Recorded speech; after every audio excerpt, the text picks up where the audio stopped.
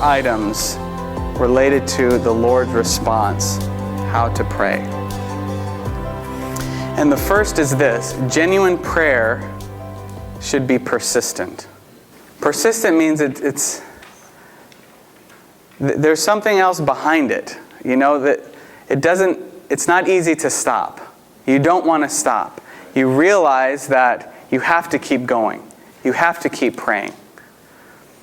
So where do I get this? Well, you can see in the last line of 11:5-8, it says, because of his shameless persistence.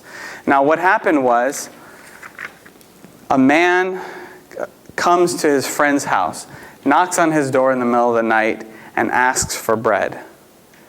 And the one who is in the house says, I'm sleeping. My whole family's sleeping. I'm not going to get up. But at the end it says, he surely will get up. Maybe he's sleeping. Maybe he doesn't want to get up. But because of this one's shameless persistence, he'll get up and take care of his friend. Okay? So in the same way, we need to be persistent in our prayer.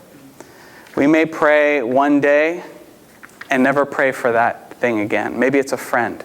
Maybe it's a family member, and we pray and we don't think about it ever again.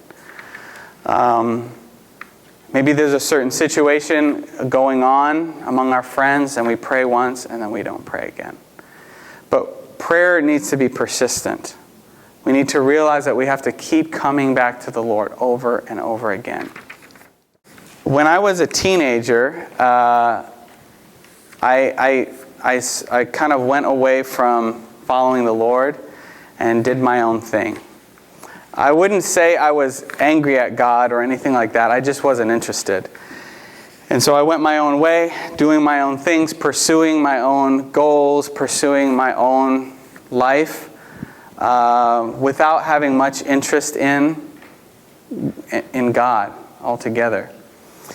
And later on, by the Lord's mercy and grace, I turned back to the Lord and I began to pursue Him and love Him again. Well, during this whole time, of course, my grandmother lived in New York City, and then she moved to Tennessee, Nashville, Tennessee. And she's been a believer for a very, very long time. And at some point she passed away. This was it was many years ago, but she passed away, and we went to her memorial, her funeral. And when we were there, people who knew her were sharing, remembering her. And there was a sister, an older sister, who used to pray with my grandmother in New York City all the time for the church and for many things.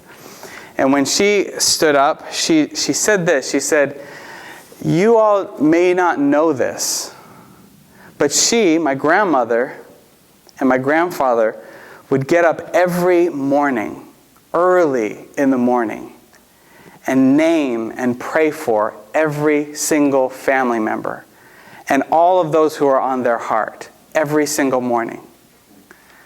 And I was there like, what?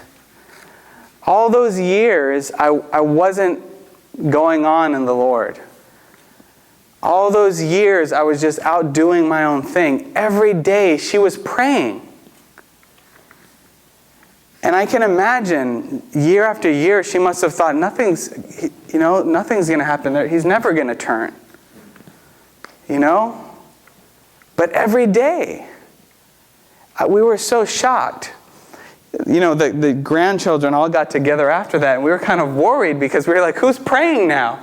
They were praying every day. Who's praying now? We have to, someone's got to take up this position, praying day and night. Well, we may have prayed 3 or 4 times and just, it's too much. The Lord hasn't responded.